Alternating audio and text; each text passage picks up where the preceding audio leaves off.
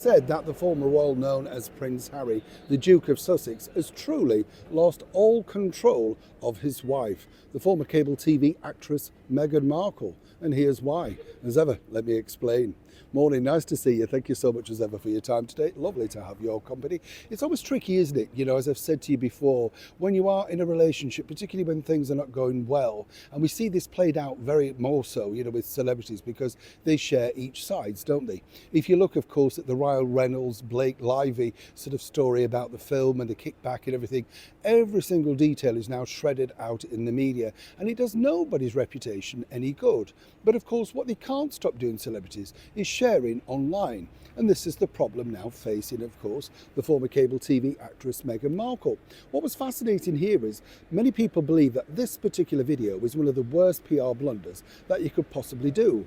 Like an overexcited schoolgirl who's had too many Haribo sweets, Meghan can't believe that she's got this merchandise, which is ridiculous when you think about it because, you know, Billie Eilish has her own shop. She could simply have just bought it and then asked, you know, her to sign some of it or something like that. But no, you know, she wanted to get a freebie and then talk about it online.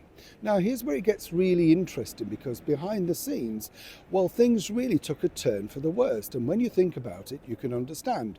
You see, Prince Harry, if anything, knows all about bad PR. Everything from, of course, stripping off in Las Vegas to the Nazi uniform that he allegedly got told to wear by Catherine and William, which is outright proved to be a lie. But then again, never let that be a problem for the truth. As we know, Harry's already fudged many of the stories in his book Spare.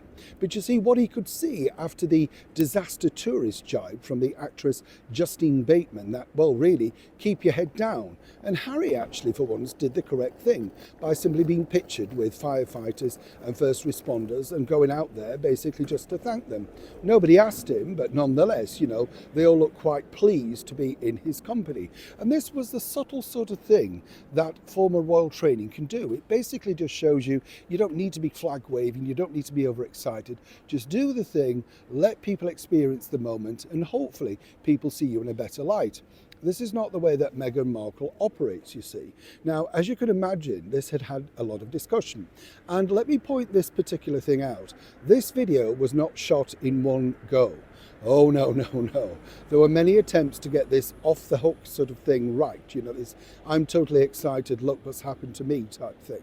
Now, there's a couple of problems emerging from this particular story. First and foremost, so far, nobody's been able to track down the alleged person that Meghan's talking about.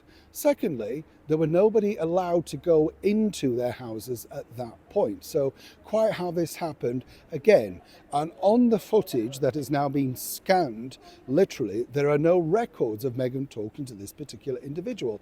So unless that comes forward, that's going to be problematic. But here's the bigger thing.